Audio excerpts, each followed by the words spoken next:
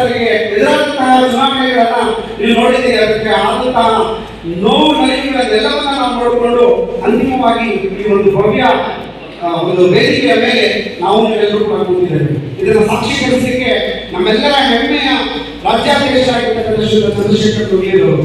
ಬಹುಶಃ ಅವರ ಬಗ್ಗೆ ಹೇಳಿಕೆ ನಾನು ಮೊದಲಿಗೆ ನನ್ನ ಕುದುಡಿಗೆ ಹೆಸರು, ಯಾಕಂದ್ರೆ ನಾನು ಸಂಘಟನೆಯಲ್ಲಿ ಸಕ್ರಿಯವಾಗಿ ಪಾಲ್ಗೊಂಡಾಗ ಸಹಜವಾಗಿ ಮತವನ್ನ ನಾವು ಕಡಿಮೆಯಾಗಿ ಕಾಣ್ತಕ್ಕಂಥದ್ದು ಅದು ನಮ್ಮ ವೈಯಕ್ತಿಕ ದೋಷ ಅಂತ ನಾನು ಭಾವಿಸ್ತೇನೆ. ಆದರೆ ಅವರ ಕಾರ್ಯದಕ್ಷತೆ, ಅವರ ಕಾರ್ಯಕ್ಷಮತೆ ಮತ್ತು ಶಿಕ್ಷಕರ ಮೇಲಿನ ಅಭಿಮಾನ ಅಂತಿಮವಾಗಿ ನನ್ನ ಅವರ ದೂರದಲ್ಲಿದ್ದಂಥವನ್ನ ಅವರ ಹತ್ತಿರಕ್ಕೆ ಕರ್ಕೊಂಡು ಬಂದು ನಿಲ್ಲಿಸಿ ಇವತ್ತು ನಾನು ಪ್ರಾಥಮಿಕ ಶಾಲಾ ಶಿಕ್ಷಕರ ಸಂಘ ಅನ್ನೋದು ನನ್ನ ಮಾತೃ ಸಂಘ.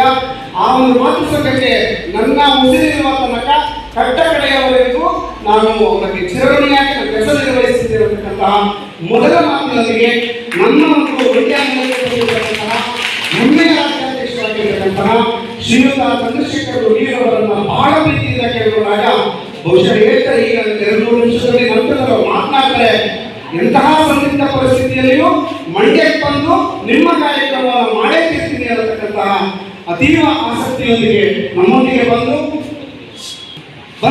ಈ ದಿನ ನಮ್ಮ ಈ ಕಾರ್ಯಕ್ರಮವನ್ನು ಸಾಕ್ಷೀಕರಿಸಿದ್ದಾರೆ. ಜೊತೆಗೆ ಈ ಕಾರ್ಯಕ್ರಮದ ಅಧ್ಯಕ್ಷತೆಯನ್ನು ವಹಿಸಿಕೊಂಡು ನಮ್ಮೆಲ್ಲರನ್ನ ಉದ್ದೇಶಿಸಿ ಅನೇಕ ಜ್ವಲಂತ ಸಮಸ್ಯೆಗಳ ಬಗ್ಗೆ ಮಾತಾಡಲಿದ್ದಾರೆ. ಮೊದಲಿಗೆ ಅವರಿಗೆ ಪ್ರೀತಿ, ಬಹುಶಃ ಇವ್ರ ಬಗ್ಗೆ ಹೇಳಲಿಕ್ಕೆ ಮತ್ತೊಂದು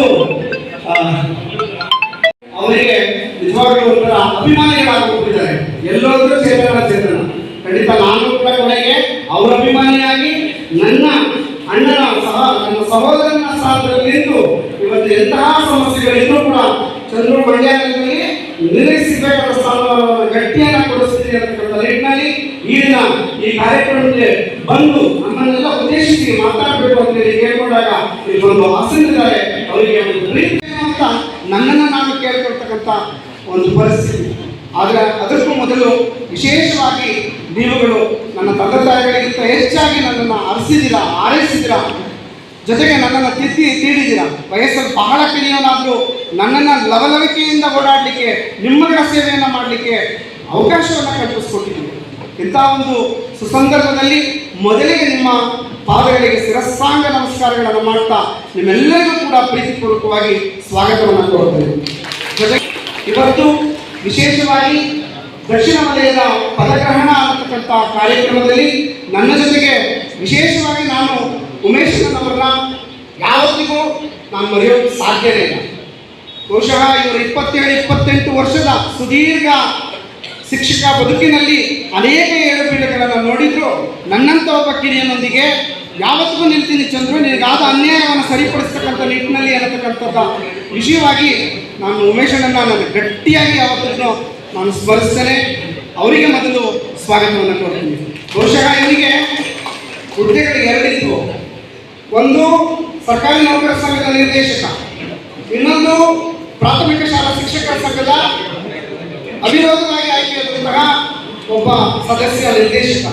ಆದರೂ ನನಗಾದ ಅನ್ಯಾಯಕ್ಕೆ ನನ್ನ ಜೊತೆಗೆ ಹಗಲಿರಲು ನಿಂತಹ ಶ್ರೇಷ್ಠ ವ್ಯಕ್ತಿಗಳಲ್ಲಿ ಮೊದಲಿಗೆ ಉಮೇಶಣ್ಣ, ನಿಮಗೆ ಪ್ರೀತಿಪೂರ್ವಕವಾಗಿ ನಾನು ಸ್ವಾಗತ ಕೊಡ್ತೇನೆ.